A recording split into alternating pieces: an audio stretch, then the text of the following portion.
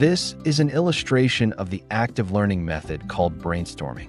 This method promotes creative thinking and rapid idea generation in groups or individually. It works in all levels of education from K through 12 and higher edition. I have created many different types of brainstorming templates that you can use with this method. You can find a link to all of these resources below. Let's look at one of the templates now. This is a basic KWL chart. I like to use this one with my younger elementary students. The first column is labeled What I Know. In the middle column, we write What I Want to Know. And then the last column is What We Learned. Here's how you would implement this method using the KWL chart. As a teacher, I would begin by asking students what they know about a particular topic. So let us say that we are reading a book called The Very Hungry Caterpillar by Eric Carle. So I would ask students, what do you know about caterpillars? Students will respond with ideas such as caterpillars are creepy. They have lots of legs. They can become butterflies. I would then take those initial ideas and write them on the board in the What I Know column. Next, I would ask students, what do you want to know about caterpillars? What are your questions? A couple of good questions might be, how do caterpillars get food? What do caterpillars do all day? So we would write those in the Want to Know column. Then after we finish reading our book and our informational text, we would go back to those same questions and fill in the What We Learned column.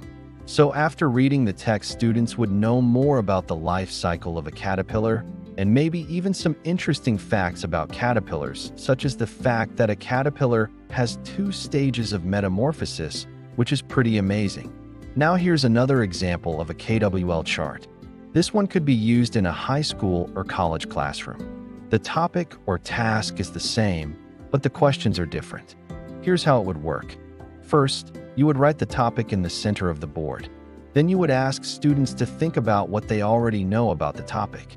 If this were a college class, I would have students share their thoughts in small groups first, and then I would write those ideas on the board. For high school, you might have students write 3 to 5 things they know in a sentence and then share with a partner before I write the ideas on the board. But for this example, I'm going to write the ideas directly on the board. Next, ask students to think about what they want to know about the topic. Again, I would have college students discuss their questions in small groups first. For high school, you may just have students think of questions to ask and write them on their paper.